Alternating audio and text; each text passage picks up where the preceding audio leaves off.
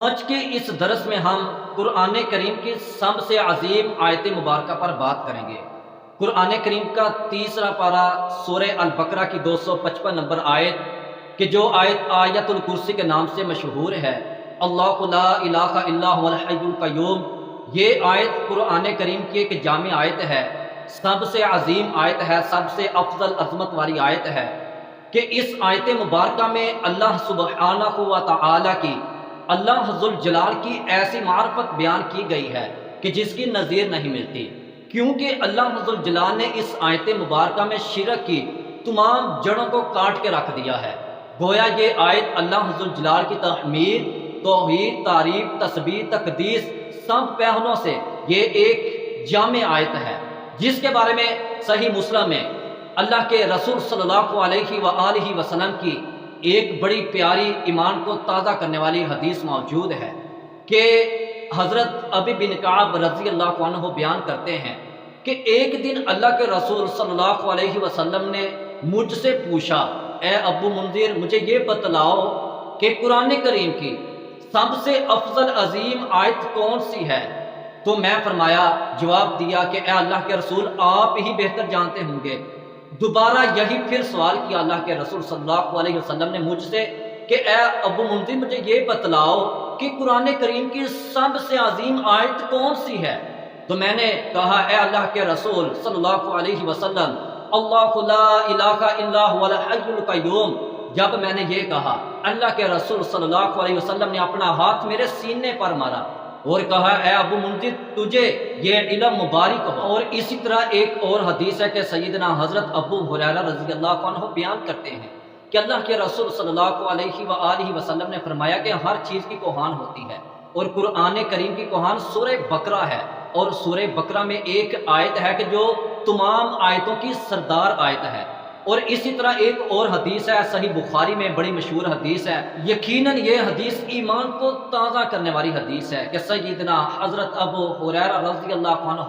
بیان کرتے ہیں کہ اللہ کے رسول صلی اللہ علیہ وسلم نے مجھے ایک دن صدقہ فطر کے مال پر نگرانی کے لیے مقرر کیا۔ اب میں اس مال کی نگرانی کر رہا ہوں، رات ہوتی ہے، رات کا اندھیرا چھا جاتا ہے کہ ایک چوری کرنے والا چور آتا ہے، وہ اپنے ہاتھوں سے جلدی جلدی لاپ بھر کے اس مال سے چوری کرتا ہے، میں اوپر سے اس کو پکڑ لیتا ہوں۔ اس چور کو جب پکڑتا ہوں تو میں اس چور سے کہتا ہوں کہ آج میں تجھے اللہ کے رسول صلی اللہ علیہ وسلم کے پاس لے کر جاؤں گا۔ تو حضرت ابو ہریرہ رضی اللہ عنہ کہتے ہیں کہ وہ چور منتیں ترلے کرنے لگا کہ یار مجھے چھوڑ دے، میں محتاج ہوں، مجبور ہوں، غریب ہوں، تنگ دست ہوں، میرے چھوٹے چھوٹے بچے۔ تو حضرت ابو ہریرہ کہتے ہیں کہ مجھے اس پر ترس آ گیا، میں نے اسے چھوڑ دیا۔ صبح ہوتی ہے، اللہ کے رسول صلی اللہ علیہ وسلم مجھ سے پوچھتے ہیں کہ ابو ہریرہ، رات کا جو چور جو تیرا قیدی تھا وہ تجھ سے کیا کہتا تھا؟ تو ابو ہریرہ رضی اللہ عنہ نے یہ واقعہ سنایا کہ وہ چور تھا، چوری کرنے آیا، میں نے اسے پکڑا اور اسے کہا کہ میں آج تجھے اللہ کے رسول کے پاس لے کر جاؤں گا۔ وہ آگے سے منتیں کرنے لگا، مجھے ترس آیا، میں نے اسے چھوڑ دیا۔ اللہ کے رسول صلی اللہ علیہ وسلم کہتے ہیں کہ ابو ہریرہ، بے شک وہ جھوٹا تھا لیکن وہ پھر دوبارہ آئے گا۔ اگلی رات پھر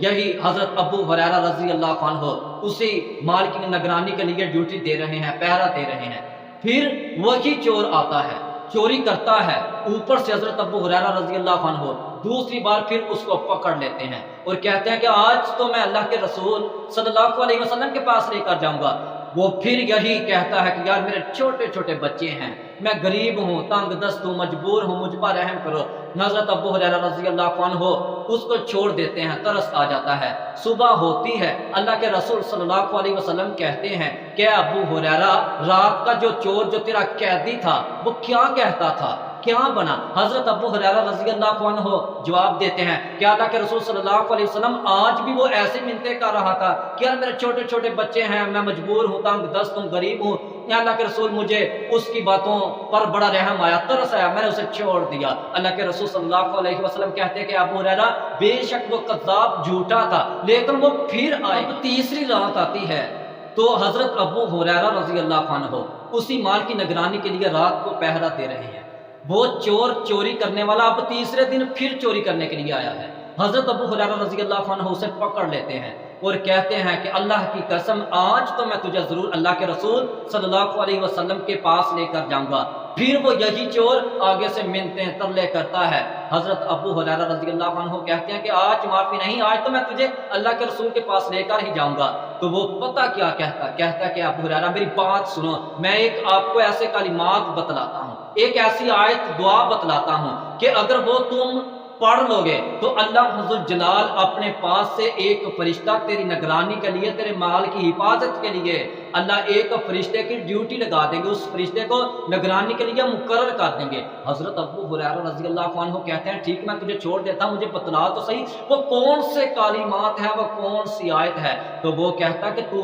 آیت الکرسی اللہ لا الہ الا هو الحی القیوم یہ آیت پڑھا کرو، تو اللہ ذوالجلال اس آیت کے پڑھنے سے تیرے مال کی حفاظت کے لیے اللہ ایک فرشتے کو مقرر کر دیں گے، صبح تک شیطان تیرے مال پر تجھ پر حملہ نہیں کرے گا۔ صبح ہوتی ہے، اللہ کے رسول صلی اللہ علیہ وسلم پھر پوچھتے ہیں اے ابو ہریرہ